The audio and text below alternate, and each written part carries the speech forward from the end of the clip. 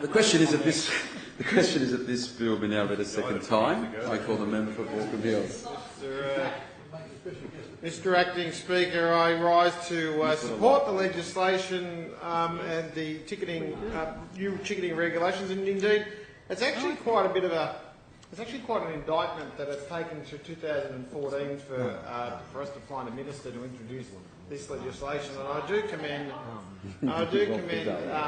both the previous Minister for Fair Trading, the Honourable Anthony Roberts, who has always stood up for right and fair-minded people, and the incumbent Minister for Fair Trading, the Honourable Stuart Ayres. And I have to admit that both those ministers I consider to be personal friends and would know my family as both of them know my family enjoy the odd stage show and the odd concert, and indeed over the last 10 years my family, like the previous speaker, the member for Fairfield, have bought everything from Wiggles tickets and High Five tickets to I think more recently my wife bought tickets to see Bruno Mars, I think it might have been.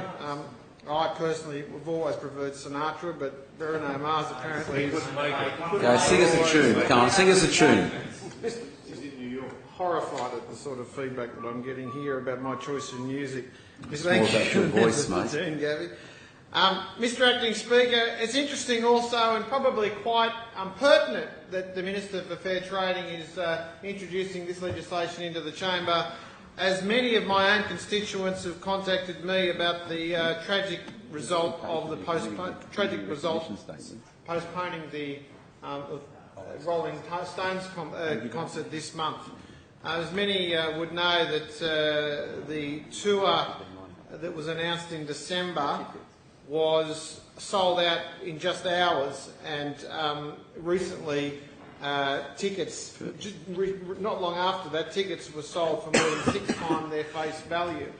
When you consider the cost of some of these purchases, Mr Acting Speaker, you consider that some of these concerts can be sold for about $300-400 per person, and you consider that families of 3 and 4 and 5 will be spending over $1,000 for these tickets, you realise how much money unscrupulous people can make if they decide to buy these tickets and sell them illegally. And correspondingly, if you consider other like purchases, like maybe an airfare to the Gold Coast, which is only as little as $69, you wouldn't go to a scalper for that. You go to a travel agent, or indeed you buy it online over the Qantas or Virgin Airlines website.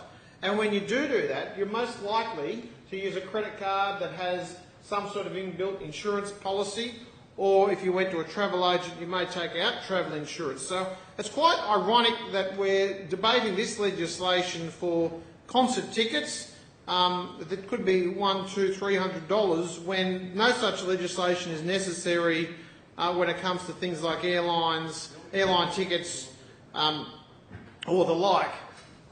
I think it's also important that we look at some of these case studies that the Minister has tried to highlight as the reason for this legislation and the reason for the motive of this legislation. And indeed it was the previous Minister who highlighted to me that the only people that had commented to him and had lobbied him and had asked him to amend or delay or indeed terminate this legislation are those organisations that were making a buck out of it. And, you know, I find that quite repugnant to think that there are people out there wanting to make a profit, wanting to make a cut on selling a ticket for a show or an experience that they've had absolutely nothing to do with. They've absolutely nothing to do with. So we've got people out there who are trying to sell NRL tickets, or trying to sell concert tickets, or trying to sell tickets to family shows for 3 and 4 times the price, the market price or the face value of the ticket, and they've had nothing to do with the production costs. They've had nothing to do with exposing themselves to the risk of putting that concert together, or that sporting event together.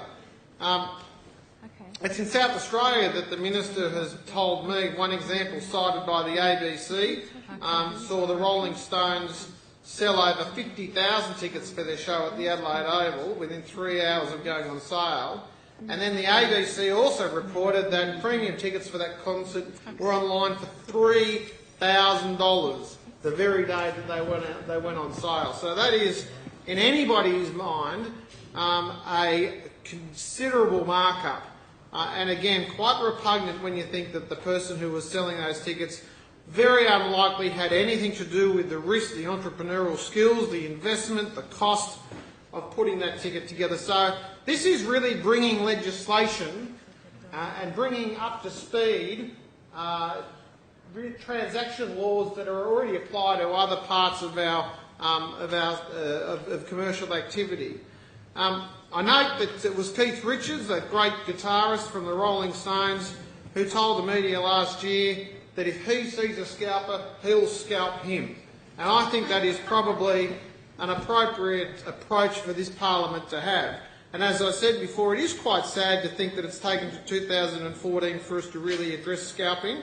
It is quite sad that we actually have to debate on both sides of the chamber on potential amendments, because this is certainly something that should be given a rails run through this place.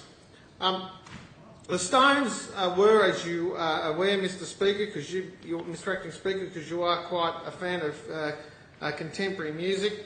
The Stones were also scheduled to come to Sydney next week, and despite the recent reports that the concert has been postponed, tickets for this concert are still on sale on eBay at prices that exceed their face value. Now, I understand that eBay have lobbied both this government and by the Shadow Minister's admission, I think she's spoken to eBay, and so you would understand that they have a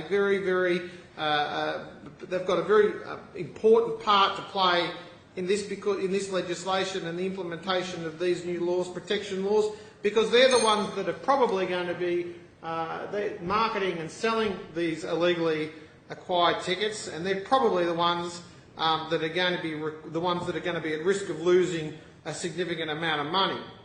Yesterday, an article about the postponed Rolling Stones tour appeared on ABC News website, and it said, quote, "The consumer group Choice says under Australian consumer law, ticket holders have an automatic right to a refund if an event is cancelled. However, this does not extend to those who do not buy tickets from ticket agencies or organisations.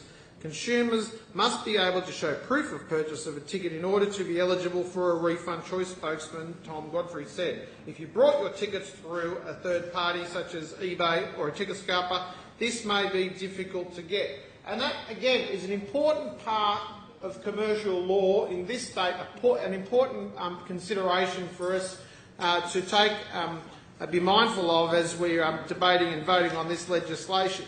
You know, Mr. Acting Speaker, the former Minister for Fair Trading, and I know very well because of the private conversations I've had with the incumbent Minister for Fair Trading, have got a very dim view of people like payday lenders, very dim view of people who are pawnbrokers and operating unscrupulously in that particular space. And why? What is one of the reasons why we don't like payday lenders? What is one of the reasons why the Minister is very suspicious and conscious of unscrupulous acts by pawnbrokers? Because there is no protection to the consumer. It is difficult to protect the consumer. Now, we are the party for small business. We are the party of free enterprise. And I must admit that I'm probably one of the more, the drier members, the economic dry members of this party. But Mr. Acting Speaker, with the Minister for Fair Trading as well, I don't believe that we are doing the right thing by a laissez-faire economy if we are not providing protection to the consumer. It is all about making sure that the consumer is protected. And of course the consumer that we protect may indeed be members of our own family or our own community. So, Mr. Acting Speaker, can I commend the Minister for this legislation, commend the former Minister for this legislation who's walked into the chamber. They have done the Liberal Party proud to be the ones that have decided to do something about ticket scalpers, like they are in their comments and their attitudes towards payday lenders and towards unscrupulous pawnbrokers. I'm delighted to see this legislation has been introduced by a coalition government, because once again it proves to the community that only a coalition government will protect people from unscrupulous business operators. So I commend the bill to the House. The question is